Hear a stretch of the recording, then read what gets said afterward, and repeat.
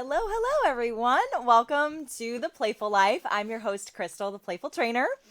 And I'm so happy to be here on this Thursday. The sun is shining. It's going to be a beautiful day. And I am here with Michael VanBeek from Focus Counterviolence. How are you? Good to be here. Thank you. Yes, awesome. Thanks for joining me. So let's start with something kind of playful in nature. I like to start with either a Mad Lib or a riddle or something, but I thought would be fitting today to ask you, what's your favorite winter activity, to do out in the snow? Are you a snowbird? Do you like that kind of thing? Well, I have to, if I could be a little transparent here, the little boy in me comes out when that snow starts to pack. And so I either want to have a snowball fight or make an igloo or something. Okay.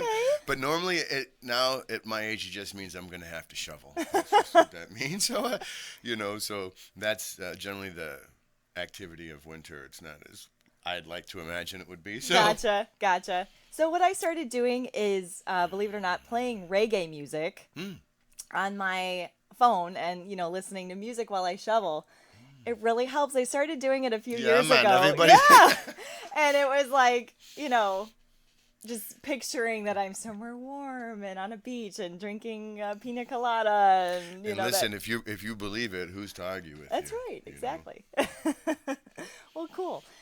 So, Michael, we've got lots to talk about, and I'm excited to have you on the show because I think this is a very different concept for a lot of people, especially for me and our audience. And I've been talking you up amongst my circles, and I know a lot of people are excited to tune in as well. So give me a little bit of background about you. I like to start with, you know what? Let's go ahead and share this since we just popped up there. Bear with us just a moment.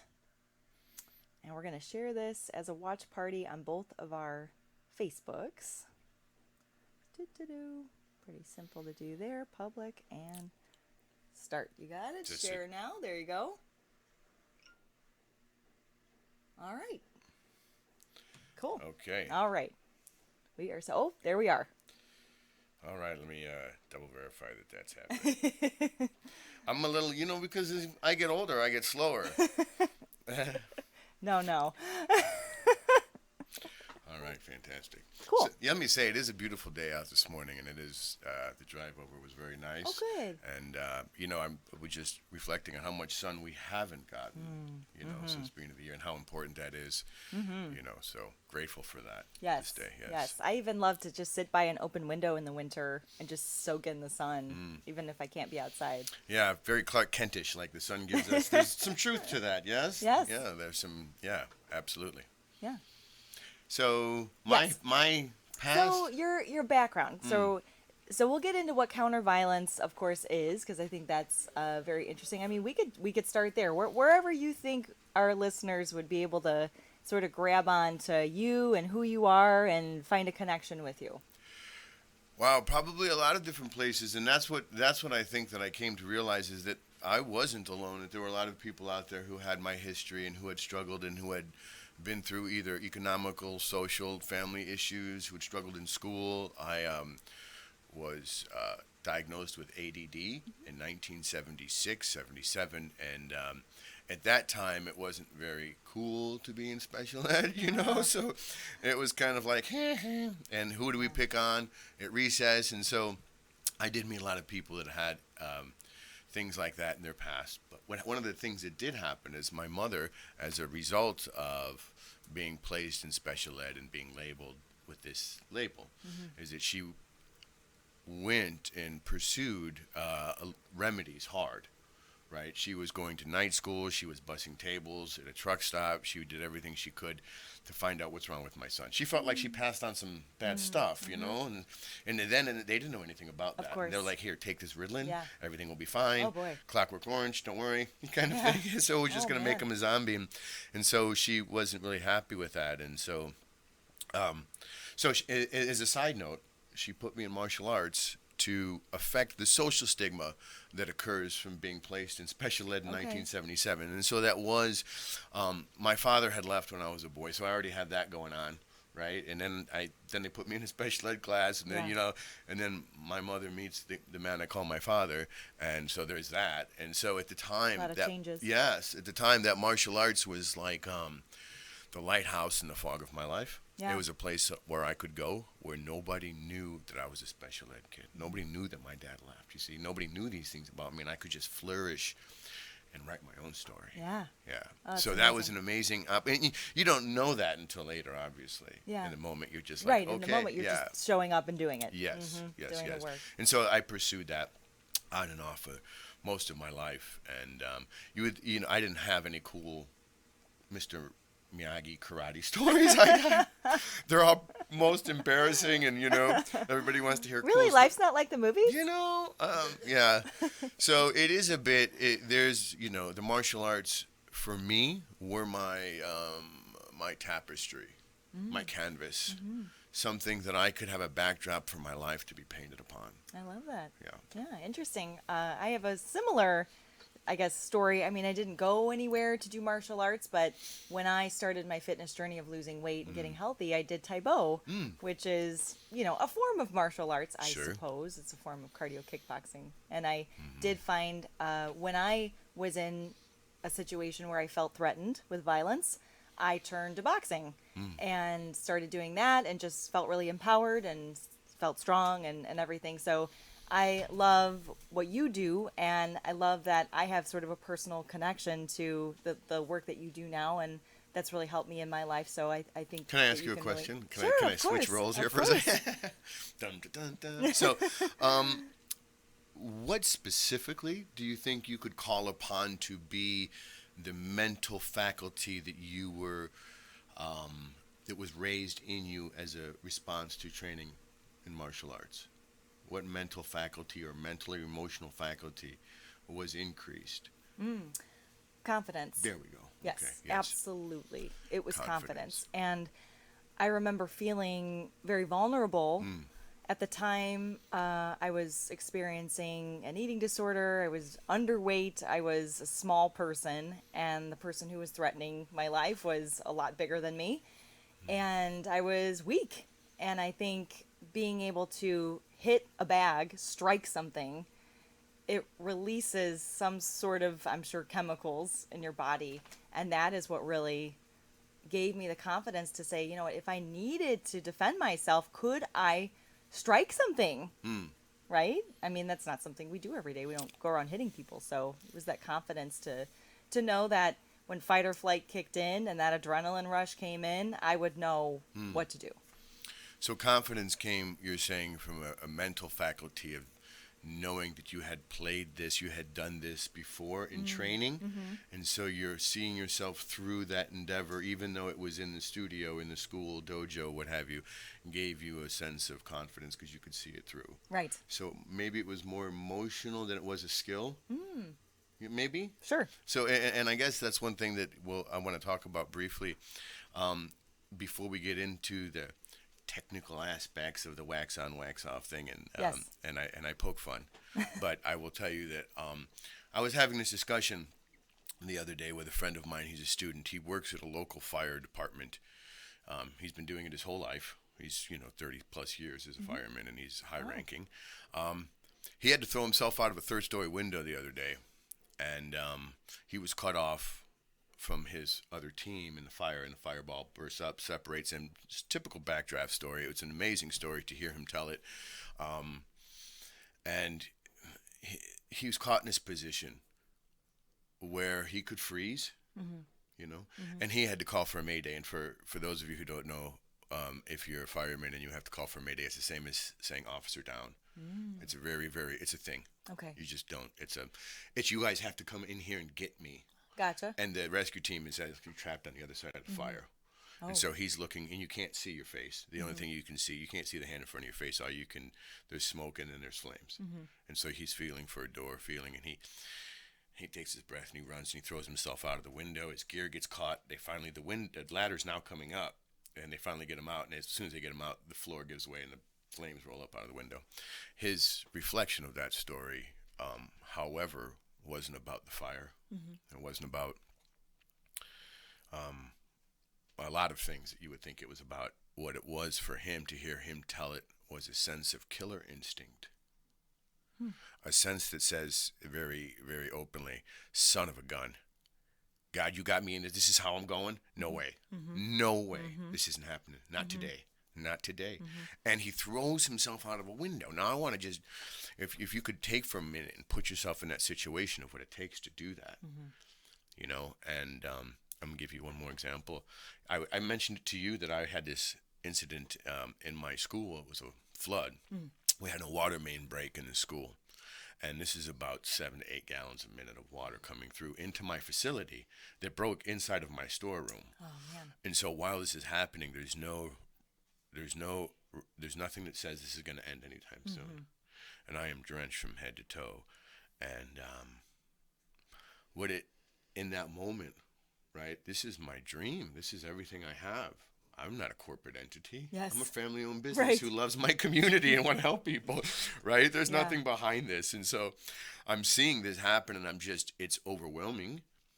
But at the same time, the only other, being in that moment with this water coming at me, like my fireman friend said, like out of a hose, and I'm trying Sure. to clog it, and there's no shut-off valve, so it's coming right from the ground, right from the town. The town had to come out and shut it off. So my point is that what I needed to be in that moment to protect my investment and the things that were important to me in my life was brought about by a killer instinct that was forged through consistency and that which I knew which was best for me. And holding myself accountable to that. And that's what made me get through that endeavor. That's what made my friend be able to get out that window. That's what makes most of us pursue the dream, pursue those things amidst the muck and the why, Lord, have thou forsaken me moments in our life. Right. And I think this type of training helps you get through those things. And in hindsight, you go, I'm so grateful for the time that I sacrificed my comfort zone to step out to be better today. Now, do you think these things are innate in us from our ancient ancestors and being hunters and gatherers and running from the lion and hunting for our food? And Well, I'll tell you what, when you speak on it like that, I have to be honest with you. You have to admit we've come from a long line of survivors, yes? For people, no matter where you come from, you've had to come here by camel, walking, boat. It wasn't very sophisticated. You've made it through plagues, famine. You've made it through economic distractions. There's so much things that our ancestors. So we are survivors by trait, and there is a part of us that's built in. It's called a self-preservation mode. There's also the other side, which is called a self-perfection mode, and this is something that you would, if I'm a playwright, so we need both. This is both chaos and order. This is the balance that we seek in the navigation of this messed up world, you know. And so those who seek to fill that which they know they don't know generally follow into my school. Some people who don't know what they don't know, they just don't know, and so they just don't seek it. So, you know, for people who are saying, hey, I know this is built in me. I know this self-preservation mechanism. I know this desire because it haunts me before my sleep. So what I'm saying is if you're lackadaisical and your life is dull and you know there's more, but you just don't have the right input to attach yourself to this thing that makes other people mad. She's so happy all the time. And, oh my gosh, that guy's so confident. Or this person. It's because they sacrifice. It's because they say, yeah, I'd love to sit home and watch another Netflix series again, but instead I'm going to go train. I'm going to go see a show. I'm going to do some things that push me to that direction. so this is very interesting. I had this conversation with my husband last night. How strange that we're having this conversation now. So he had watched something, you know, a podcast, whatever it was, and somebody was saying that the people who pursue greatness, like the people who are super famous or, you know, at the top of their game at what they do, this guy, his philosophy was that there's some mental illness capacity that these people have that says, hey, I'm not happy with what I have, right? I'm not happy with just going to work and getting a paycheck and taking care of my family, and we have enough food, we have shelter. I'm content now. There's something that drives people to go to the extreme to be the best of the best. And my argument, and again, he'll probably watch this and say that I maybe wasn't understanding it completely, but my argument was that the world needs people to be striving to be the best of the best, because there has to be leaders that take charge in life, and there have to be people that sort of rise above. That was my argument with it. Yeah, I don't know. I think it's a good stance. I mean, whether we think it should be or not, that is the way it is. There are people who do it, Right. right? Whether I think obviously Michael Jordan is set the bar for basketball, and we need this throughout our historical framework. Is we need these people who raise the bar of performance, understanding, knowledge, and capabilities. And I look at athletes now, and I am just shaking my head, going, they're doing this parkour thing where they run up walls and they do all this circus thing, and I'm like, my lord, these people are living Jackie Chan. They can do all these amazing things, and I say, and I watch in my field of, let's say, the sport of mixed martial arts, and you see these guys going 5 minute rounds, and they are chiseled, and they're athletes, and their diets, and it's just the amazing knowledge we have for being better at these things, especially in the physical realm. I've never seen such an advancement. I was remarking the other day, I wish I would have been waited to be born until about 30 years later. I think I'd, so, but at any rate, yeah, pursue that which I think the reason, if I may even suggest such a thing in this at this level, is that I think when we're born with boundaries to keep us safe and give us identity, and those boundaries then become borders for our performance. And our parents, regardless of how well their intent was, they are the programmers of our current operating system until about 30 or 40. Then we go, Right. wow, damn it, life isn't it? So that's just my summation of that is that the things that held me back weren't wanting to be better, and I think everybody does. It's the boundaries that they feel, that the limits that life has placed upon them make it more difficult than not to pursue such an endeavor. I will have to admit I don't know. I'll have to face fragile issues about myself, and I may even challenge to myself to the degree that I just may fail. And who wants to do that? The person who knows that the failure is exactly the price for what he needs. Yes. Yeah. I remember hearing one time that in the pursuit of that perfection, that what troubles us, the floods of our lives, are the thing that validates and guarantees that which we pray for. Interesting. I like that. Yes, yes. So all of those things became being in special ed, having my mother being an economically, it's like a friend of mine said, did you find the God in it? And by that, they mean, they didn't mean, are you religious? They mean, what did you pull from that you could use to your benefit?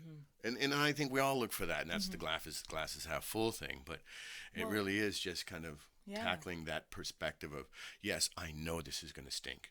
But if I don't do it, it's going to stink slower but longer kind of thing. Yes. And it's kind of like a lesser of two That's evils. where maybe the cream rises to the top. I like because I think some people can be in that situation where you grew up with those challenges and those setbacks, and some people play over and over that tape of, I'm the victim. This is how my life is because this is happening to me, and I have no control over this, and I am powerless. And Let me ask you a question. I think if you look at that honestly, if one was to sit back and we say, yes, there are a lot of boundaries, but if you're a person who is seeking to really improve themselves outside of their own excuse shelter, then you sit down on the end of your bed and you ask yourself and ask yourself, what am I doing to stop myself from being the best that I can be? And those answers are already there. You already know them. Most people do. The question is, what am I going to do about them? Because I'm stuck in patterns. I'm stuck on this framework that says, I'm not good enough. I'm not. So you have to surround yourself with people who remind you of Yes. how awesome you are. Yeah. You matter. that's right. And if you don't, I have a education in criminal justice, and there's something I found curious in criminology, and it was the thing called psychosocial dwarfism. Yes, I know, right? Let's talk about that. What is that? That's a thing that comes as a result of the labeling theory. You're never going to be anything. Your father was trash, you're trash. Men are trash, you're going to be nothing. Yeah? The man who says he can and the woman who says she can't are both right. Right. And so the goal is to change that. And martial arts is a really good opportunity because you go from here to here physically, and you get to see your own progression. And you go, did you see? I just did that. And you're like, and the only one who didn't believe in you was you. And when you surround yourself with people that believe in you, go, wow, they see something in me I don't. How come? How come? How come? And you battle through this. And I think the majority of people, even those with a high degree of arrogance, have this. And they're just using that for, well, a window dressing, so to speak. So, Interesting. so martial arts for me has done very incredible interpersonal development. So did jail too, by the way. Let me just say that. So if you were thinking that this was going to be a soft and fuzzy story, let me tell you about the chaos that brings order, the flood that cleansed my life, so that type of thing. And yeah, and so I would be remiss if while I use those bad things to say they were necessary for me. How many wrong trains took you to the right place? We say this all the time, but it doesn't help when you're in the wrong train, right? Yeah, you don't know when it's stopping. You don't. And it's like going. being a scared kid on a roller coaster, and it's going to stop when it stops. No crying is going to change it, And so it's keeping that perspective, keeping those people. So, that fireman I told you about, this man is one of the greatest human beings I know. This man yesterday, while I was going, he had been awake for 48 hours on a shift. He didn't say nothing, but I suspect. And then when that main busted, he happened to be next door at a local gym. He ran over just to say hi, and then stayed with me an additional 10 hours to really be. And that's when you're in the trenches with somebody. When you have that friend, when you have that coworker, when you have those people who are anchors in your despair, who believe, those are amazing people. Those are the people you surround yourself with. I used to surround myself with people who believed my BS because it suited my purpose. But if I'm going to be honest with myself, if I really want to get better, I got to change this up. I've got to switch this up. I love you people, but the more I associate, or the more I relate to what you have going on in your life, the more I'm going to become like that. And I won't shake myself from these patterns. So true. Yeah. We are who we surround ourselves with. Or a reflection. They are a reflection of who I am. Yeah. And so I want to surround myself with people who hold me accountable for that which I am capable of, and who remind me that I matter too. Because I remind myself that life is crap. I remind myself that I'm a miserable failure. And we do this. We beat ourselves up. And again, without that steady diet of fitness and martial arts, I would believe that I was no good. I promise you I would. I would fall for that. So what do you think is the element in martial arts that makes it so conducive to growth? And is it the discipline? Is it the physical? Well, that's going to, if I can parse, I don't mean to cut you off. Will you finish? Thank you. Yeah. I'm very hype. I told you I have ADD. It didn't go away because anyway. I'm drinking coffee to keep up with you this morning. So I'm going to parse a little bit here. Martial arts is a broad brush. I will separate myself from a vast majority of people. I started martial arts again when I was 7, 8 years old. And it was karate, and then there's taekwondo, and then there's all these martial arts. And so now we'll get into that. Right, yes, I would love that because it's different. Yes, it's like if you were choosing an octane for your car. If you were choosing, do I want to shop at the thrift store, or do I want to go to Macy's? And which one, and what do I need? What's your intent? And so when we talked about counter-violence, what is counter-violence, and getting into that. Counter-violence is the contextually relevant solution to the problem of violence in your life. Now, that means it might be different for somebody else. So if I taught you a style, that style might not be what a woman of your life looks like. And so when people would sell me this, these are the only 3 moves you'll ever need, I thought to myself, how do you know that? You don't even know me. You don't know what my life consists of. You don't know if I have a child, if I'm single, if I'm married, if I hire people for a living, if I collect money for a living. All of these faculties depend, or these variables depend upon what type of victim you will be and when, as well as where. And so you can't just base your self-protection on a broad brush of I learned a style from 2,000 years ago in some far-off land because the instructor does it well. And I don't mean throw any shade anywhere, and I know there's a lot of instructors who caught a habit when they were a kid and they became very good at it and got certified and so forth, and now this is what they love and this is their passion, then that's all perfect. But if no one's ever tried to beat you up, why are you teaching self-protection? Why are you teaching self-defense? And so people really fall into the art part of martial arts, but it's not arts martial, it's martial arts. So you have to know that the person who's trying to come for you is going to be bigger, stronger, fast. We'll get into that. But Yeah. what you're asking is, what component of martial arts? And it changes because not all martial arts are honest. So I'm going to punch air. I'm going to pretend to punch you, and you're going to pretend to defend yourself. So you're playing pretend. You're not even close to doing that. We could do this with a couple soup cans and play pretend. Yeah. But there's a lot more to it, yeah? Okay. Absolutely. Same with martial arts. And so what you're asking is, what component of martial arts gives you that confidence? It depends upon how you are training. You could exercise and do fitness, but you'd have to say, well, do I want muscle definition or do I want, right? And so martial arts, what it contains is honesty. It is the most honest reflection of the human potential that you're going to find, because it is honest. You can't fake it. And when martial arts are just, well, if he does this, this will happen. How do you know? And you don't know. And until you know, and until you know how good you are, you will always guess it. Until you know how great things can be in your life, you will always go against it, because people prefer familiar pain over unfamiliar joy. Until they get a taste of it, and then they get addicted to it, and that's what, and that's good. So, martial arts provides you with that. It is the best metric system of measurement for the human potential, as long as you're in a system or style. And I don't mean a fight club where people go and get beat up. Okay. We have to go to work tomorrow. Let's be right. But you have to train with some sense of integrity in terms of, so if someone comes to me and they say, I want to learn a wrist lock, I would say, why? And they would say, for self-defense. But that doesn't translate in my head. I want to learn if someone grabs my wrist in self-defense. That doesn't translate to me, because that doesn't happen. Somebody told you that somebody was going to come and grab your wrist, and you go, okay, or they set their hands on your neck and they say, this is a choke, I want you. None of that, even in a bad acting school, could consider. And so if I was a really good actor and I was really determined to reflect violence to you, if not, how are you going to have a reference point? So that's another problem with the martial arts, is that they're only doing, so if I'm doing Taekwondo with you, you're doing Taekwondo to me, and I'm defending those specific Taekwondos moves against you. Yes. This is a form of martial arts masturbation. You know, I say that in joking, because unless a Taekwondo black belt breaks into your house at midnight, right, is a fancy wushu Wing Chun martial arts person trying to rape somebody in your community? Probably not. Right. And so what's happening is your reference is off. And so this is in focused counterviolence is about knowing what's hunting you.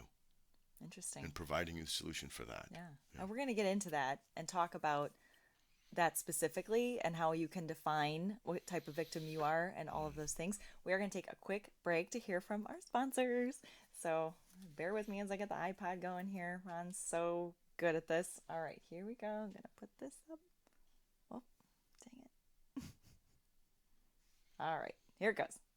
Dr. Tori's Dental Shop in Cherville is a dentist to the stars. Her wealth of knowledge in the area of pain management, plus her ability to communicate the process, makes you feel like a star. The practice is growing for all the right reasons. Call and set up an appointment before her client book is full. Call 219-322-4036 and tell them you heard about it right here on Ron Harlow Media. Dr. Tori's Dental Shop is located at 130 East Joliet Street in Cherville at 219-322-4036.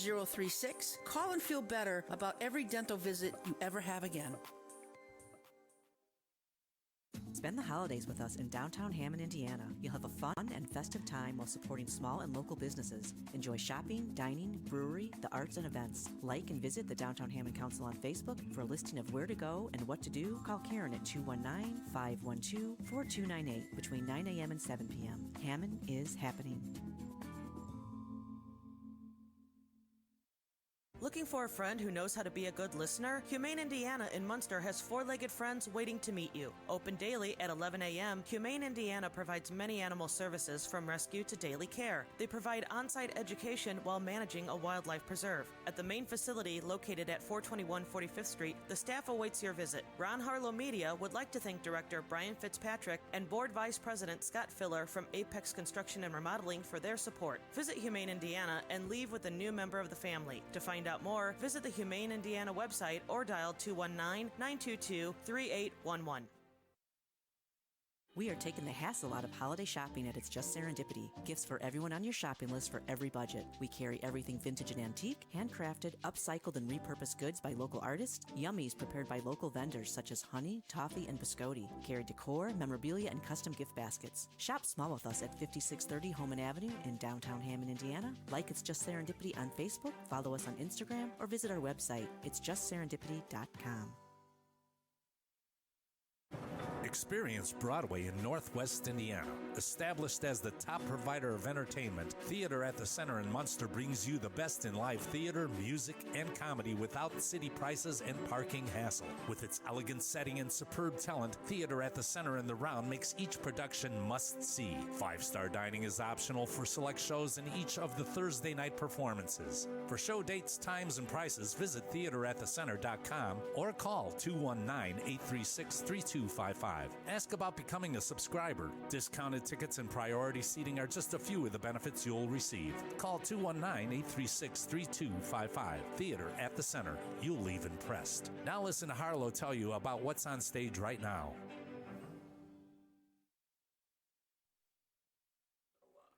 Hello. Yes, that was Theater at the Center. And just to remind you all that they do have their Almost Heaven show going on right now. That's their John Denver tribute. And you can find tickets online, theateratthecenter.com. You can go over there to the box office. The people at the box office are amazing. And just to plug Theater at the Center, again, they are a sponsor here. Thank you guys for that. But they just really sponsor and nurture the arts community in Northwest Indiana.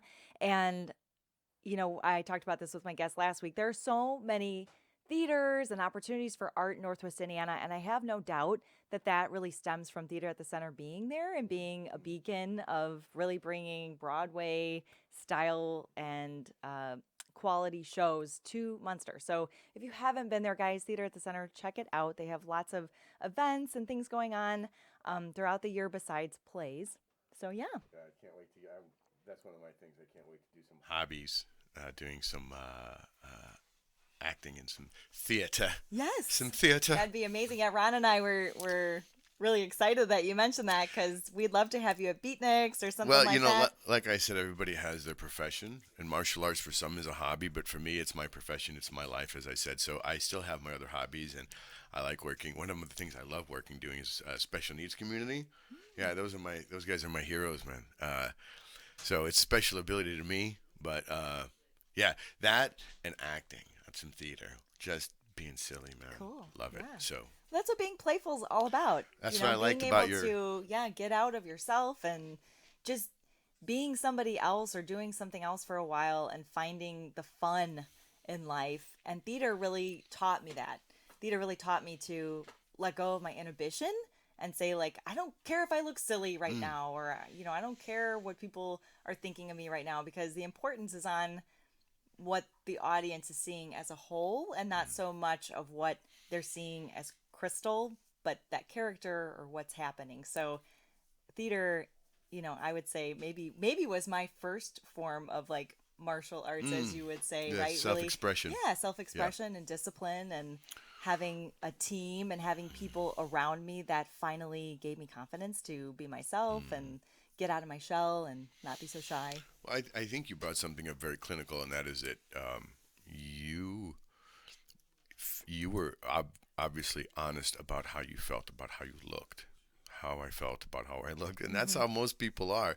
And they a lot of times they don't come into my school or a gym. I'll just use my facility. They may come in, and then they're not coming in because of me or because they're afraid of how they're going to look. Oh, I'm going to look silly. Mike, let me go work out before I come train with you. And I'm like, what? I'm like, no, I need to get in shape before I come train with you. And to me, that's like saying I need to make a bunch of money before I buy the lottery ticket. I don't understand. It's kind of, so the fact that you were able to put those initial roadblocks, and when we see them is when those things pop up after, how long have we been doing this, making excuses?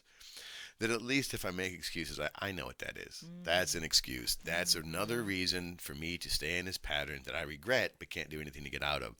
And I think your example of saying, hey, I know I'm going to look silly. I know this is going to happen.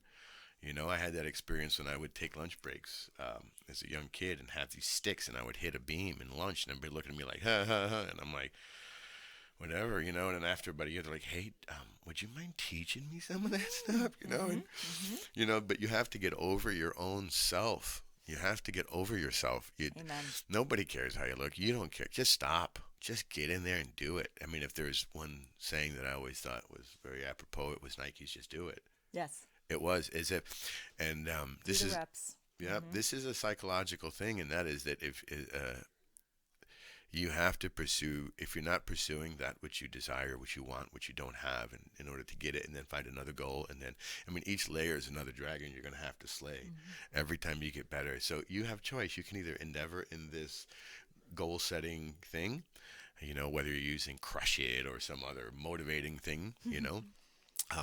But it is about just looking yourself in the mirror and saying, man, no matter how I think I'm going to look, that excuse has held me back for too long from being my best self or whatever that looks like, you know.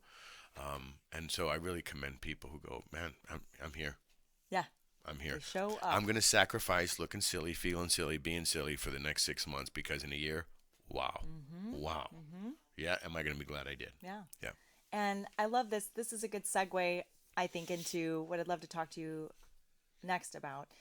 When we had spoken on the phone, you had mentioned that, of course, you have a lot of women who come and see you there, and some men, but that some men, like you said, are afraid to admit that they don't know, that they're not maybe ready to protect themselves or their families. And I'd love to just sort of touch on that a little bit for all of our male listeners out there. Like what is that mindset? How do men sort of bridge that thing of like, I'm macho and I know how to protect myself and being able to be maybe vulnerable in that. Well, this is mindset. where we go back to, and I'm gonna get a little man crushy here when I say that I think men have been given. I was raised by all females. My mother had 5 sisters. I have sisters. You know, this was a raised by the wolves kind of thing, and so I know a little bit about empowered women. I know a lot about empowered women. That being said, I never heard a lot about empowered manliness coming up. Okay, and we talk about really redefining roles as females, and we've done a really good job with that. I think society, and my hat's off. I couldn't do that because I'm a man, but to some of these female leaders out there who just said, you know what, I'm not better than, I'm not this. And I remember someone saying, I'm not trying to do things men can do because I'm really good at doing the things that men can't. And I was like, wow. That was powerful. Yeah. And so what that's left men with is just like, well, I've been stuck in the same stereotype as a man for the past 50 years. Right? I'm not supposed to cry. I'm not supposed to do this. And if I do, I'm somehow weak. And you want me to tell you all of my emotions and feelings, but when I do, I'm not as manly anymore to you, kind of thing. And so men have been left in this place where I got to bring home the bacon, and I've got to grunge, and I've got to, no, you don't. One of the things I was expressing to you about the Joe Rogan podcast that I liked, and it wasn't because I'm a fan of Joe Rogan or anything, it's just what he's, and what I'm a fan of is that he was able to put men in a light that says, I can have men on here, and yes, we can talk about fighting and tattoos, but intellectually, that men are cerebral people. You know, Jordan Peterson was really good for doing that, for bringing men to a place where they were like, I just want to be better, and I want to be held responsible to a higher level of that which I'm achievable to, other than just making money and fixing things. Yes. And I think people, pardon my expression, but crap on Jordan Peterson a lot and think that he's sort of like misogynistic and all these things. But I was just having this conversation the other day. I think men, especially middle-aged men, need a voice. I think there's a lot of people out there talking to women, talking to youth, talking to these different groups, and there's obviously something wrong when the rates of suicide are going up and up and up with middle-aged men, especially white men. And somebody needs to speak to that generation. Well, I related to the things that when we talked about that when he was addressing issues about patriarch and so forth. I'm raised in a matriarch. My mother was the boss. All the sisters asked her, and it was a very domineering thing. And so I was a beta in my very younger childhood because that's what I was supposed to be. I was supposed to be a good man for a woman. Not that there's anything wrong with that, right? But I didn't know how a woman was supposed to treat me. I just knew how I was supposed to treat a woman. And so this opened over years of time what I found out about myself. and obviously nobody else, is that, well, I didn't want to look bad. And who wants to say that I can't handle that? What man wants to say, oh, no, this burglar is going to come in my house and I'll be able to? What man says he doesn't want to? That's part of the face of being a man, is that I can take the garbage out and I can fix things, and I can protect and I can provide. But the protect thing just is an assumed thing. As a man said to me yesterday, well, I have a gun. Well, I have a guitar. It doesn't make me a rock star. You know, I love that. I have a paintbrush, but I'm not an artist. What does that mean? You have a gun. What is it? You know, and so, yeah.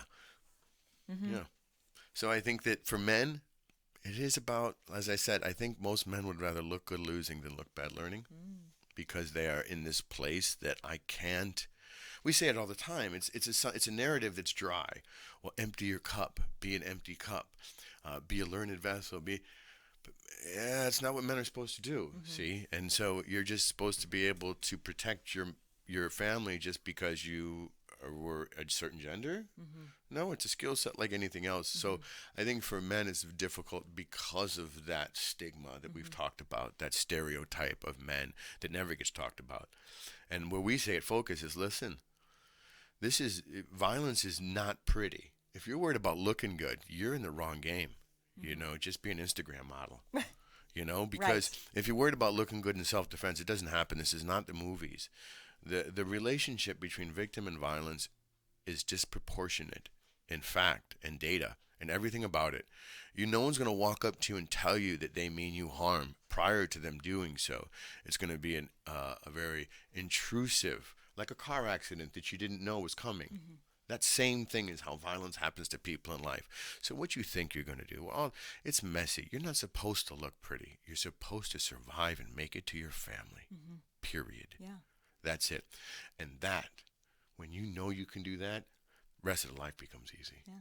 But when you fake doing that, everything else in life becomes fake. Right. You know? Yeah. It becomes, this stuff. It's not about that. And so for men, I've had a real difficult time getting them in because they're dealing with more. I got to work and I got to do this. And I'll bring my kids to you, see, and I'll let my wife come to you, but I know how to. Really? Oh, that's interesting. Where'd you learn? You just know. Yeah. Oh, I yeah, just knew just physics know. too. See how that happened? Yeah. Yeah. I identify as a smart person. Yes, you identify as a martial artist, but so there is part of that playfulness that I have to in marketing. So I like that playfulness part of it that you can't just. I'm just not going to be mean and tell guys face your fears, and you have to come to that on your own.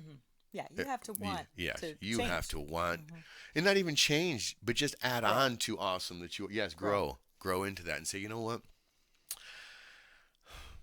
There's a voice that beats us up all the time in our back of our head, and we pretend not to hear it. We pretend like we're the only ones in our closet with our eyes closed. We pretend, and then you open up, you go, oh, you're not perfect like me, huh? How about that? Go figure. We might have to. And I think part of the problem we're in is because men and women outsource every part of their life to everybody else. And, I'm not getting into politics, obviously, but if you take care of your own safety and you're medically fit, that's you taking the doctor's care on yourself by staying fit so you don't have to. Right. Instead of outsourcing your health, your well-being, your relationships to everybody else. Being responsible for your vessel, yourself. Exactly. And that's a lot of what I preach as a trainer and a health coach is you don't want to wait until things are at this point where it's do or die now. And okay, now my blood pressure's out of control. Now my cholesterol's out of control. I'm 50 to 60 pounds overweight, because that is so much harder to go from there to health than just to start on that path. And so when I talk to a lot of my clients who are older in a generation of their 60s, 70s, 80s, I say you are the patriarchs and the matriarchs of your family. It's your responsibility to leave a legacy of health to the rest of your family, because people look to them to lead the family. And if they're living a healthy life and taking care of themselves and growing into that, then it's so much easier to keep those generations coming up in a healthier mindset. You know what? I think you hit a good point there. There has been a change, and this is something that we have to do to stop that from just becoming the pattern that my kids inherit. Maybe I wasn't raised with the best diet, but that's the education of the time. Everybody did the best for who they were at that time, and I need to do better because I'm not doing my best, and I need to step up and educate my kids on what it means to be truly healthy, mentally, physically, emotionally, and spiritually, all across the board, and do so not with my words, but by example, by saying, hey, come with me as I go to the school. Hey, come with me as I go to the library. Come with me as I, right? Yes. Leave your tablet at home. We're going to read a book or something. Yeah. You know, but and I think what we're getting into here is the evolution or the spawning of new thought, of saying that this wasn't good enough for me and it's not good enough for my children. I'm going to do better, and I'm going to do better by example. I'm not going to try to hold my children to a standard that, not that I couldn't keep, but I didn't think was lofty. And I don't want my kids to be as good as me. I want them to be better. I want them to be better than me. That's the point. And so every time I do nothing, I'm going backwards. So if I'm standing still, I'm falling backwards because everything is always moving. And if you're not moving with it, then life will be dull and painful. And Gonna pass you by. yes, and for me, martial arts has been that way. Now, one of the things that we do is we don't do belts. So, and that's one of the things that when we talked about changing that pattern of health for our family, as well as this is one of the changes that's happened in our industry with the advent of MMA. And people watch cage fighting and they're going, oh my gosh, that's intimidating. I hope you're not doing that. We're not doing mixed martial arts like you see on TV. We're doing mixed martial arts from a reality standpoint. And so you're going to get some coffee. I'm going to meet you over here for a meeting. And while that happens, some guy slaps you in the face and tries to throw you in the car. Wait, I don't have a cornerman or a referee? So you have to know how to fight from your back. You have to know how to fight standing up. And if you're a man, this isn't a bar fight at 2 a.m. This is your family. This isn't that place. We're not doing this anymore. I'm not going to risk my life because something you said about something that I'll never, ever remember anyway. I remember getting arrested, going to jail, but I don't remember what for. And so it's imperative, I think, that we reframe the lens from which we're looking at self-protection. And women are genius at it because their biologies for thousands of years says simply by your gender, you are a victim walking. So everything that you do, you need to armor yourself through your life. And that's a difficult thing for women. You know what you have to do for as a male not to be raped? Don't go to jail. Right. All right. I mean, if you're a grown man. Yes. Generally, the only place where you're facing that threat. Yes. You face it every day. Okay. And so that's why we don't do the belts and the uniforms and the fake boards and all that silly stuff. And trust me, I'm not trying to bash anybody, but I want you to ask yourself honestly, when you watch those traditional martial arts classes and they have the thing, and you know the parents just doing it to be with the kids so they can be together, and it's cute. But if somebody tried to be violent with you, do you think that would work? Or would it have to happen in a setting where I was perfectly normal, everything was calm? Or if I threw you into the place that I told you that my fireman friend was in, and that place when that main line broke in and shoot, if I throw you into that place of high level, how will you perform? Because that's what violence is going to do. Now, that's a scary proposition. It's a scary backdrop. But I'm very playful in the way that we do it. Yes. So we have fun. It is important because we are training for a very serious threat, an imposition, if not an intrusion into my life and the ones that love me. And if I don't make it home, everything changes. If my wife doesn't make it home, everything changes. Right. If you don't make it home, everything changes. Right. And I think that that's the final line we're looking at. Yes, and so you go from, okay, cool, Johnny, Cindy, let's go to karate class. It's like saying, I'm going to prepare you for life, and it looks nothing like life, you know? And so I think you have a false sense of security almost. Yes, it's like we call it a beggar's humility. I'm going to show up and I'm going to wash the floor with a paintbrush or a toothbrush, right? And I'm going to bow to the black belts because they're somehow better people than me because of the color of the belt. I'm going to revere them. But someday I'll get a black belt, see? And people will revere me, see, don't you know? And then everybody will love me and they'll hoist me up on their shoulders and I'll save the day and they'll put me on the news. And this is what happens in that world. And so what I'm saying is that we can still have just as much fun training for the reality that's very brutal, and sometimes learning to train to save your life is a great reminder of why it's worth living. Yeah. Oh, I love that. Yeah. Oh, that might be your quote. I love to choose a quote. So I'm going to take one more little quick break. Are we doing good on time? Do you need to jet? I'm good. No, Okay, I'm cool. good. Because I'd love to just, Hanging out with I've you. got a couple more things here that I want to get into. So we'll just do here real quick, and we'll be right back. Since 1964.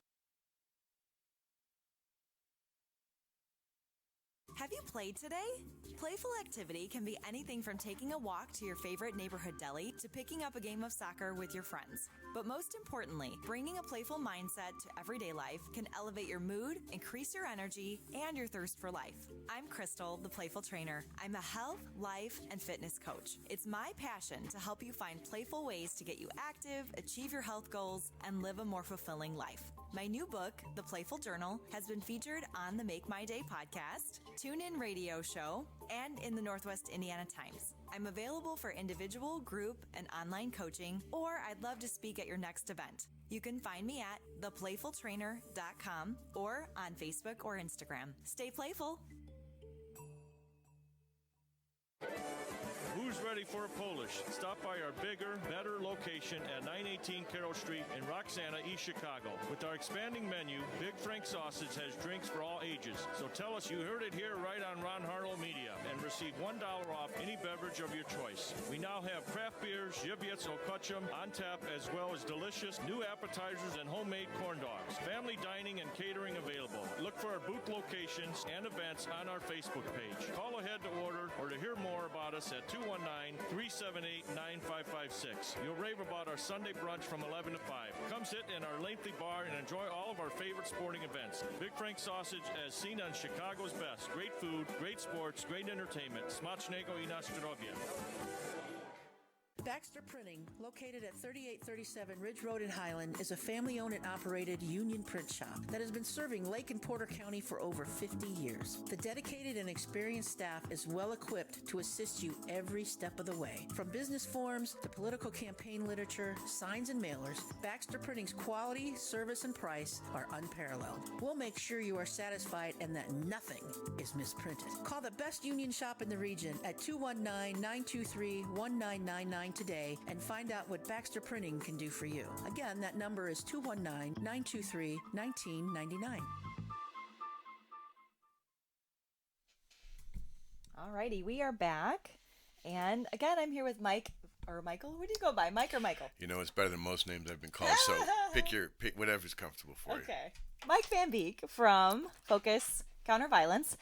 And, excuse me. So this idea of counterviolence obviously came from somewhere. Yes. And I know that you have a very interesting story that I think a lot of people could find some value in and find some inspiration in. So if you don't mind, maybe sharing a little bit of that with us. Okay. I think we talked about kind of my childhood a little bit and where I first was introduced and why to martial arts. And, I'm from Chicago Heights. It's where I grew up. And wasn't a bad neighborhood. Wasn't the greatest.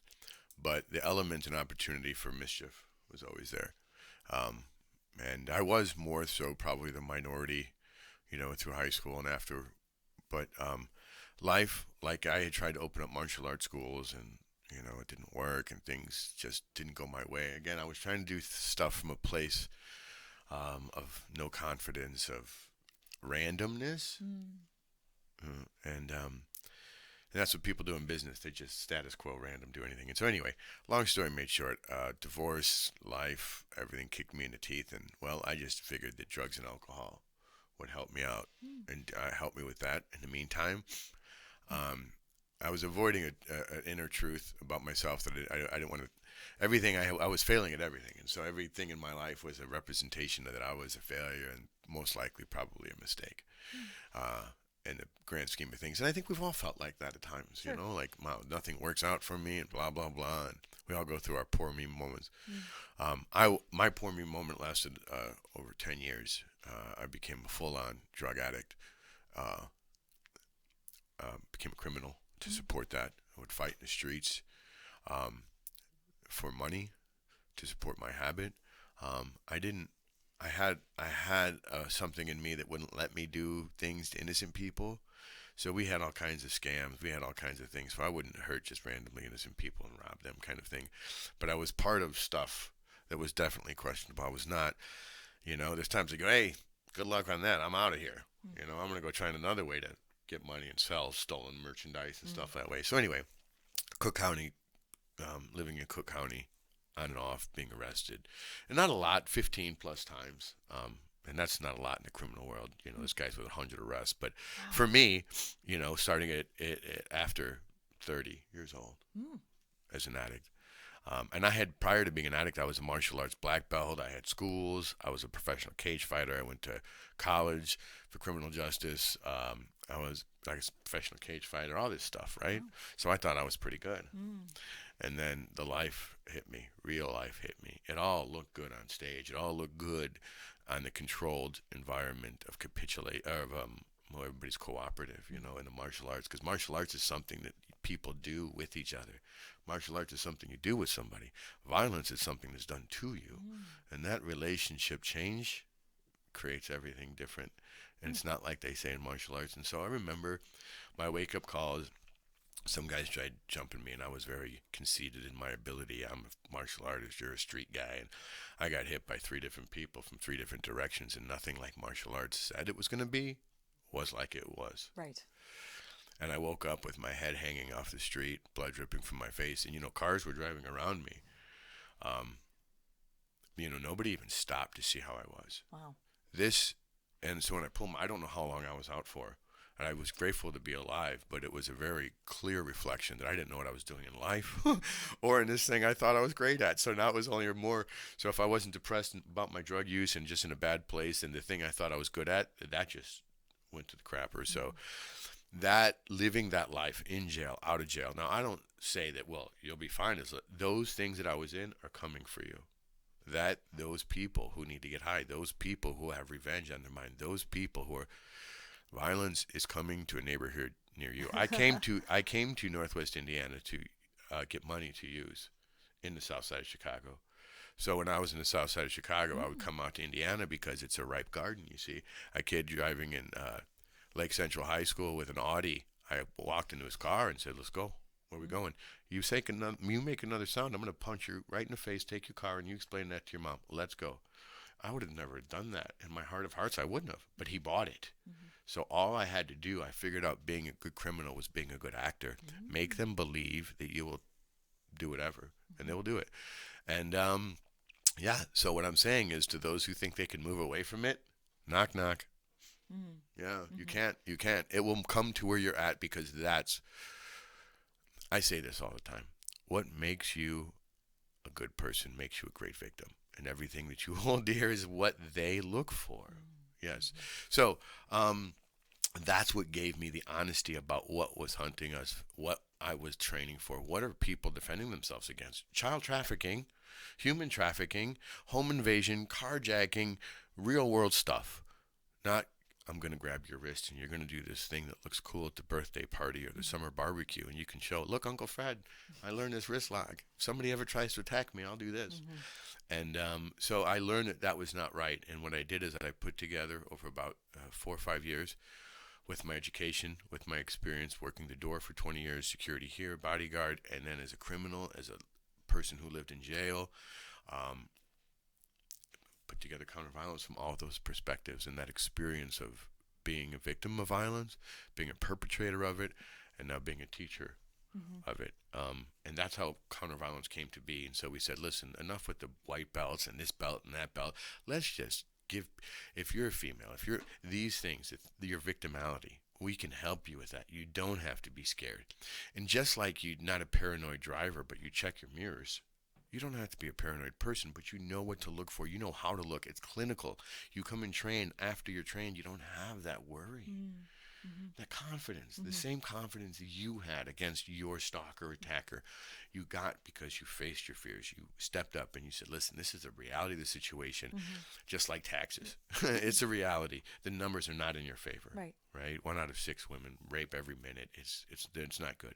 And I'm telling you, as a man who's protecting that woman, it doesn't get any better just because she got married. And if you're a man, and you should understand that everybody needs to make it through that door. if someone doesn't make it through that door, you're on the phone. If you don't come home, your husband's on the phone, calling your cell phone, calling your sister. Then they call the hospitals, then they call the police stations, and all they want to hear is the sound of that door. And if you can't guarantee, to me, I owe it to my family to not only provide and protect, but to be there for that to happen.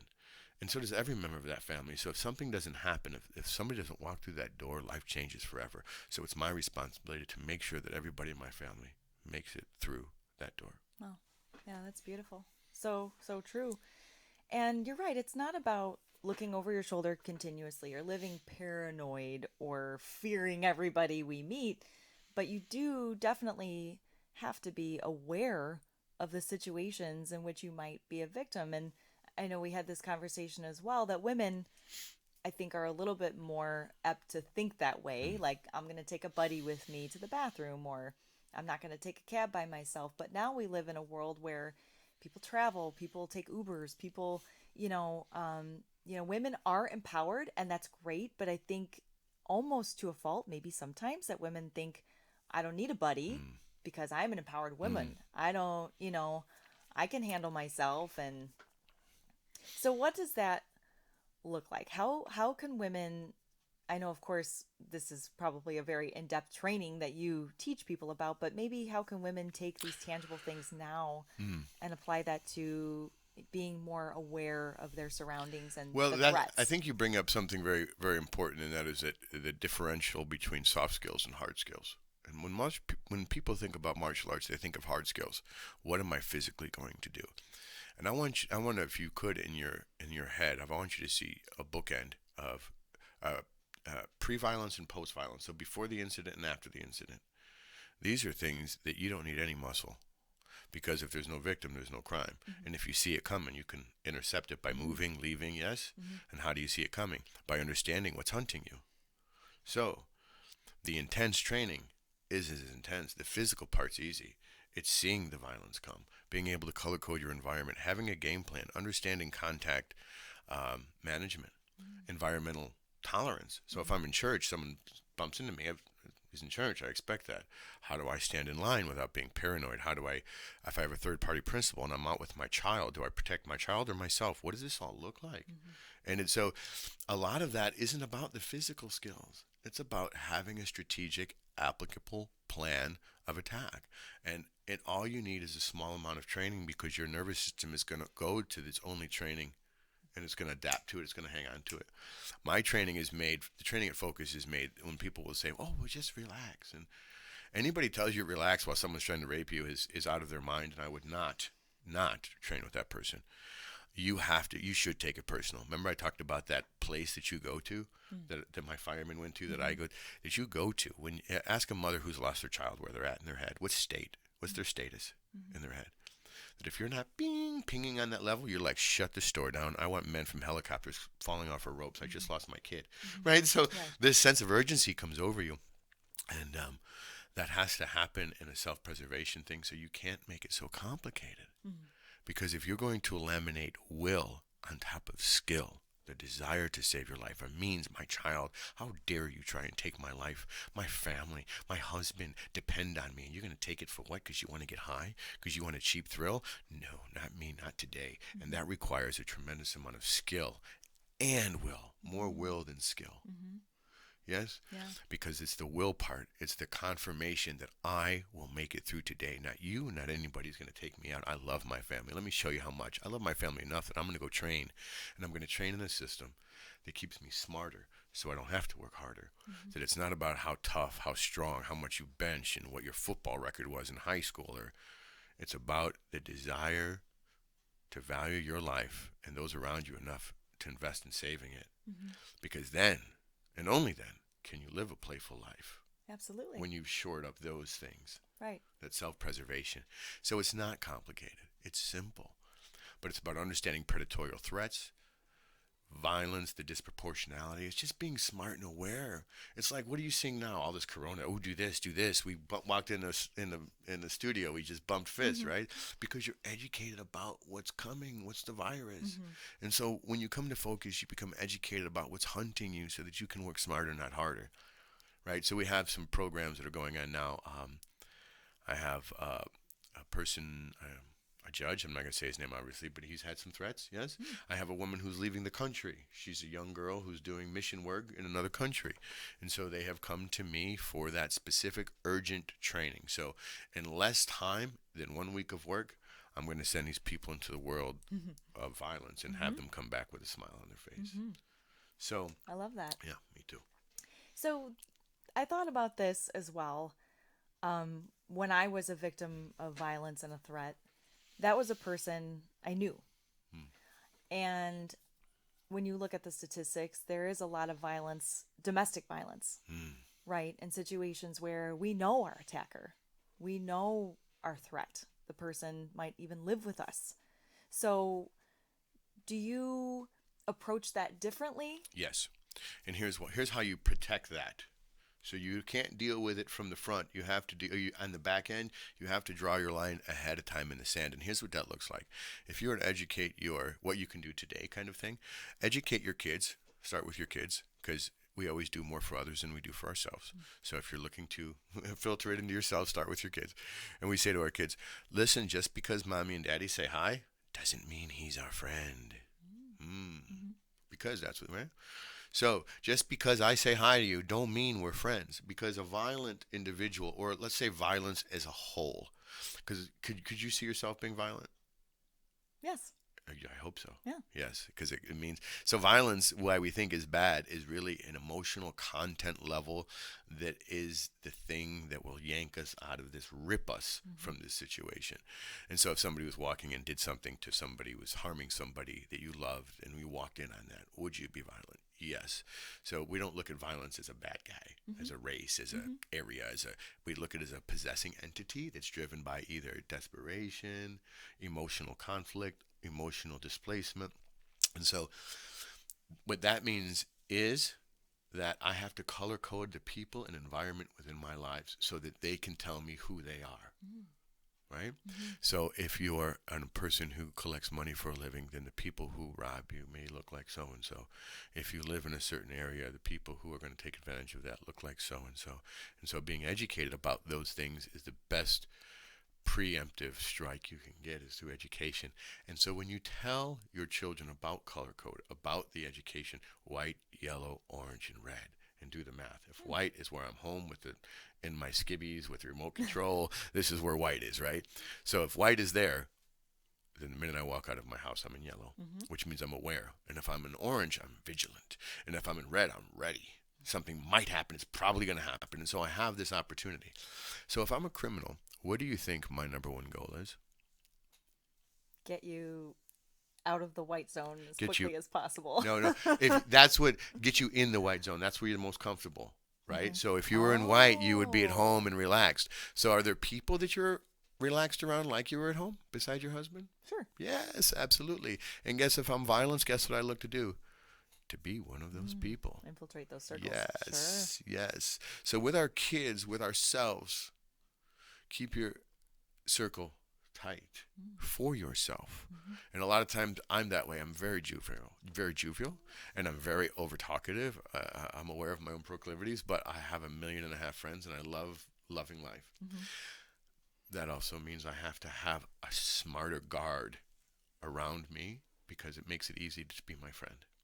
And if it makes, remember what I said, that being a good person makes you a great victim? Right. Yes, it's because a good person doesn't usually have good borders. And good borders are a way that keep you physically, mentally, emotionally safe. And this is what people who have left a bad breakup or in domestic violence, that what happened, you brought up domestic violence real quick. What happens in domestic violence is they're already in your white, and they trust you, and they've learned to manipulate you, and they've learned to tell you that you're not good enough.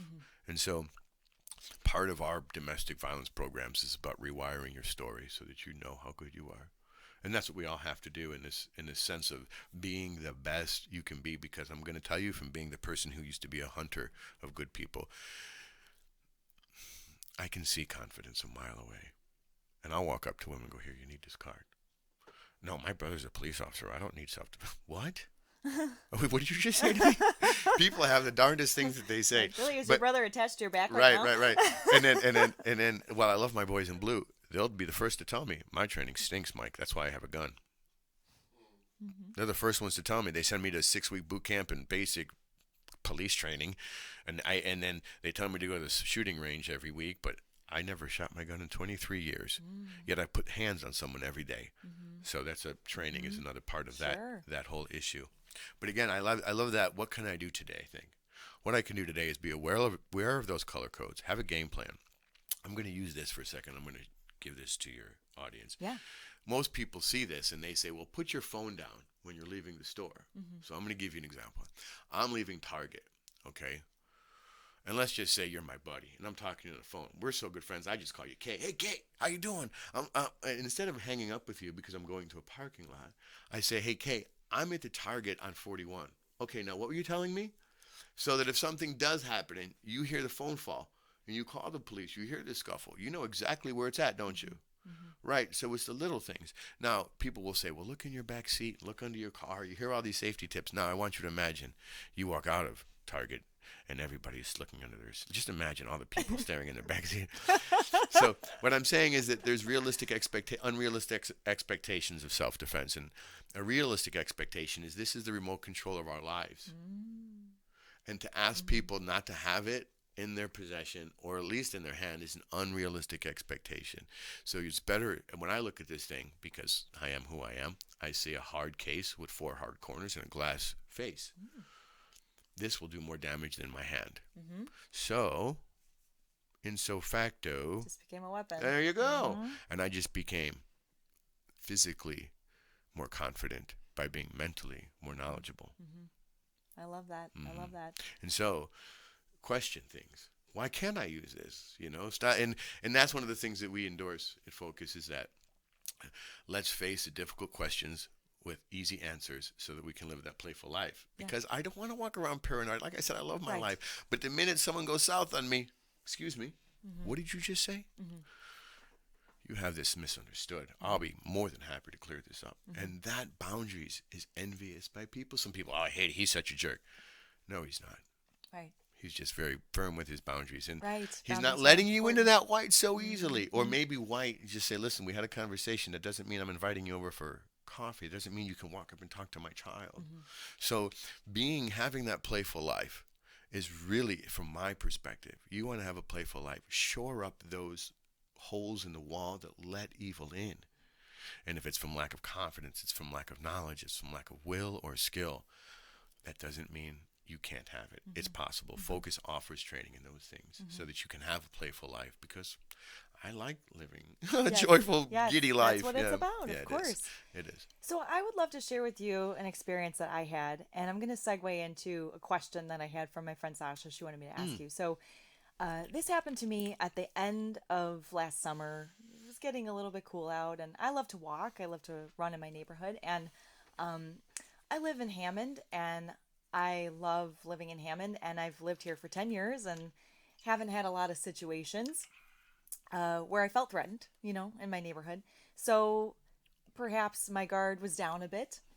And I'll tell you, and this is funny because I when I tell this story, I like You can laugh now, is what you're saying. Yes, I can laugh now. And I like to include that, oh my goodness, if you saw me on the street this particular day, I was taking this walk. I mean, I was not dressed to impress anyone. My hair was in a bun, no makeup. I mean, the clothes I had on, it was atrocious, right? I would not have gone to the grocery store looking like this, right? I was just out for a walk, right? So I wasn't inviting anything into my, you know what I mean? Like, people think like, oh, you're dressed like this, so you're inviting this in, right? So I was not dressed. Excuse me, I hate when people say that. Yeah, I hate do to use too. that word. I I do think too. that is cheapening. It's rude. I think it's Go ahead. Right. So, just normal me. Just normal me, I guess is what I'm trying to say. Yes. So I was just out, and I'm walking down a rather major street, 173rd, and I noticed a car was sort of next to me, and I was approaching a stop sign, and so was the car. And I figured, well, he's just stopping at the stop sign. And I've had people who might flag me down and say, hey, do you know where the church is or where this How is? you doing?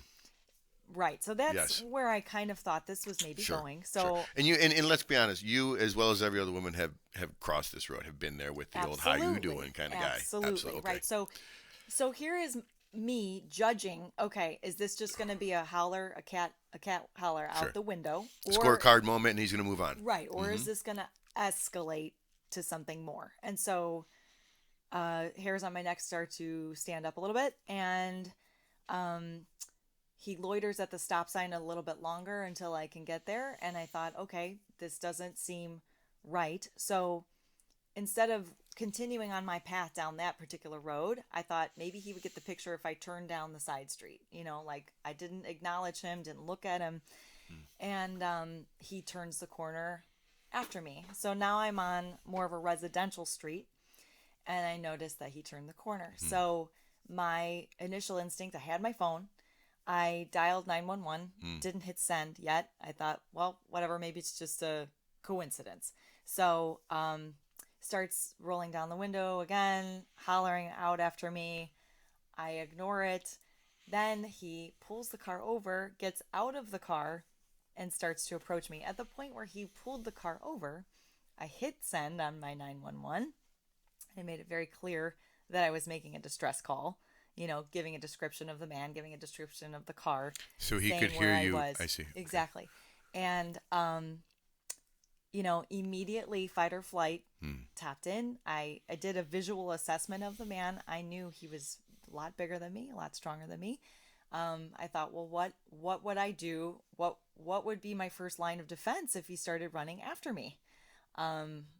So needless to say, it turned out okay. I'm still here, right? And as soon as he heard me calling the police, he got back in his car and left. Police came, drove me home, took a report. But what could I have maybe done to respond to that better? Did I respond to that in a good way?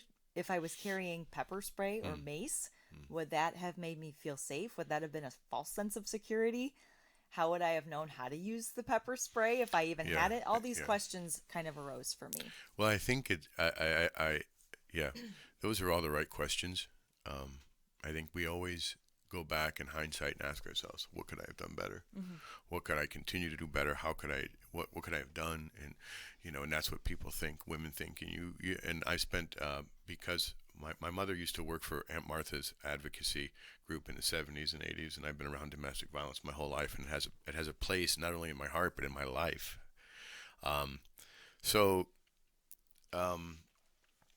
When you're jogging, and because of that, I've seen a lot of women who dress down because they think that their abuse is coming from being attractive, and so they don't want to be attractive because I get unwanted attention from family, and they don't leave me alone. These uncles of mine, and these people, and these creepers, and so I do everything I can to look ugly. And well, damn God for making me beautiful, right? This is what women come to. They come to this place, and so when you said I dressed down, it was just a real reminder to me of how much defensive posturing women are brought to these days, where they go, well, let me give a list of reasons that I wasn't asking to be raped. Like, where is that acceptable? And but let me tell you the other side.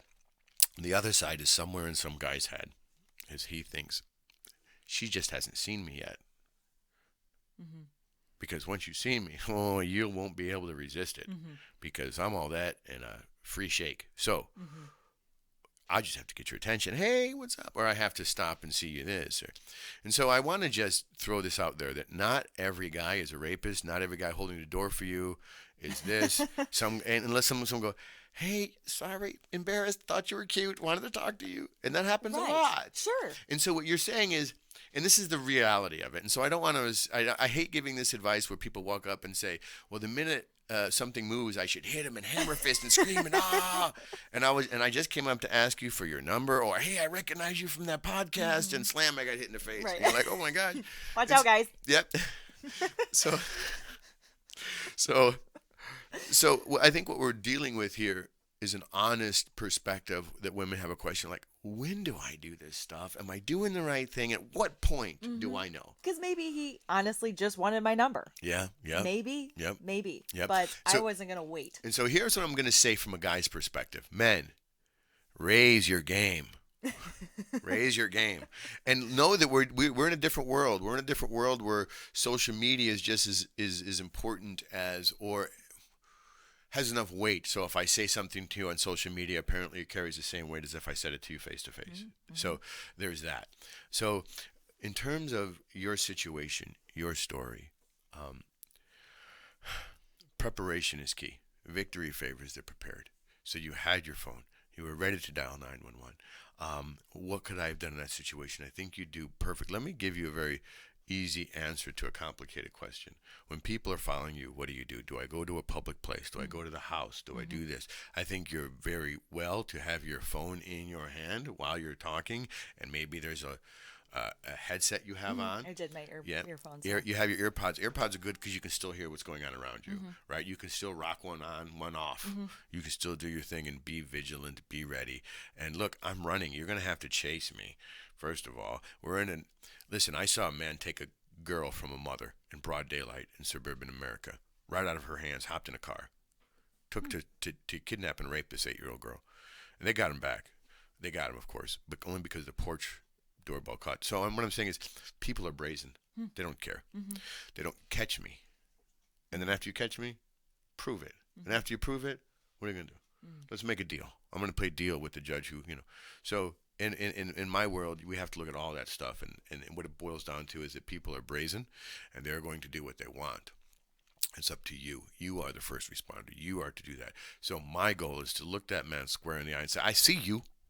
Take a picture of him with your phone. Eyewitness, it's like trying to collect 3 different eyewitnesses. Difficult. You get 3 different, take a picture. I only need 1. Yeah?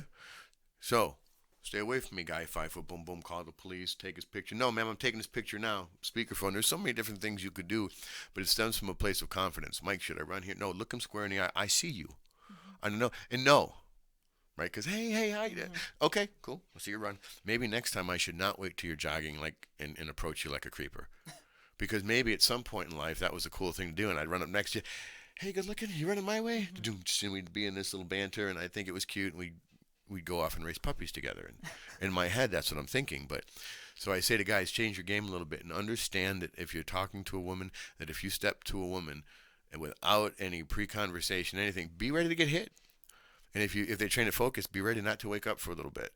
So it's this thing that says when I'm trained, I'm gonna the same way I would treat anybody. If your child was with you, excuse me, can I help you? Can I help you? That's how you know I'm not the one. So you can capitulate, and capitulation is the first sign that you're a victim. In other words, what an inferior animal does to a superior animal, bowing and they capitulate. Please don't hurt me. Self-defense, this is what I term self-defense, is please don't hurt me. Self-protection is get away from me right now. One is a beggar's humility, and the other one is a warrior's humility. Right? And say, if you want to do this, I don't want to do this. I don't want any of this to do this. But if I have to, look out. You don't, here's why I say it. If I held a kitten, an 8-week-old kitten, and I said, hey, this is such a soft, nice, sweet kitten, but it's not tough like a lion. Pour some water on that kitten and hold on to it. See what happens. See, you don't have to be me. You don't have to be the lion. Just be that kitten. And that cold water is what you need to get back home. It's what you need to walk through that door. And so to answer your question, it's not necessarily a technical answer. I should wear better shoes, or I should make sure my hair's in a... All of those things, yes. All of those things, yes. But that in itself isn't going to stop someone from attacking you. Having the confidence to look a man in the eye that scares the living daylights out of you and say, stay the F away from me. Because whether or not I think you can fight, I know you're ready to. You're going to. And that makes the difference. If I'm going to have a capitulating victim, and so if you're with your kids and I threaten your kids, you're going to submit to do what I want out of the fear of safety for your children. But if you say all of my kids are trained or all of this happened, then you're going to develop that sense of self-preservation and be able to recall it on a moment. And so the answer isn't to answer. Yeah, get trained, have confidence. Be smart when you're jogging. All the things that you did it perfect. Okay. The only thing I would say is look at him next time, and don't be afraid to look at him. You don't have to stay close to him. You can back up while you're looking at him. We call it the CAP system. Create space, assert your innocence, and set parameters. And if you have time to do all 3 and they don't, then hit them. Okay. Yeah. You know, hit them. Got it. And have that and for me, have that boundary in your life. I'm going to create space. I'm going to assert that I mean well, and I'm going to set parameters. And if you cross that line, I'm going to hit you. And if I don't, shame on me. Yeah. Shame on me. And I tell women now, and I'll be very honest with you, I tell everybody now, well, your house got broken into? I'm sorry to hear that. I'm sorry you were attacked. You didn't, like you said, you didn't think that was going to happen. Come on, you thought you were special. Thousands of years, violence has happened, but you thought you were going to dodge this one, huh? Get trained to live. I mean, because it really is showing up that part of your life so that you have that confidence. I can't say enough about that, how much having the confidence to save my life has given me the confidence to live my life. I don't know any other way to put it. Right. Now, your story may be different. Somebody else's, your viewers may be different. But I'm going to tell you, if there's something that you think that there's missing, and like you said, you're still questioning something that happened last year. You know, these are traumatic situations in our lives. These are not to be played with. If you get attacked in the manner that we're talking about, or something was to happen, like one of the reasons violence happened is because of emotional or psychological displacement. This would be if I caught my wife cheating on me. In the law, they call this second-degree murder because you are not yourself. You are temporarily insane. This is a real thing. And if you were to walk in and somebody was stabbing your husband, you too would be very violent. You would be emotionally or psychologically displaced. Sure. And because of that, you have to have been exposed to that once. And it's not going to happen again. If that happens in your life, chances are that was your one and done. Right.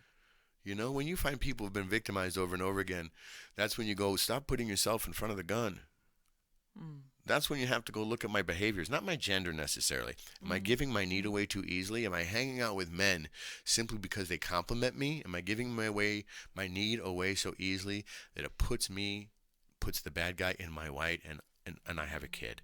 And I've just and then later there's all this regret. So we have to start creating boundaries, parameters for ourselves, for our integrity, and for our expectations of ourselves. Yeah. Wow. That's all wonderful. Thank you. Thank you.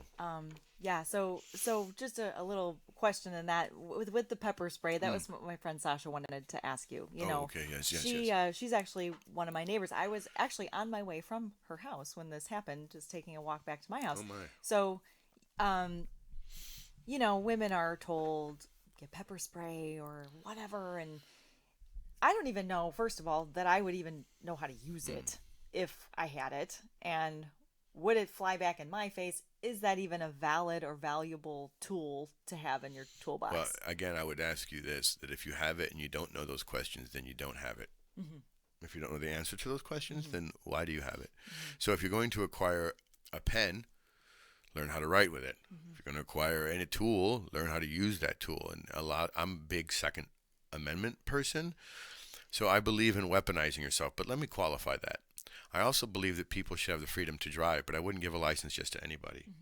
So I do think if you're going to have a gun, listen, you can't take that bullet back. So if you're not trained with that thing and you think because you have a gun you're a hero, you're not. You're not a rock star because you have a guitar, no matter what your daydreams tell you.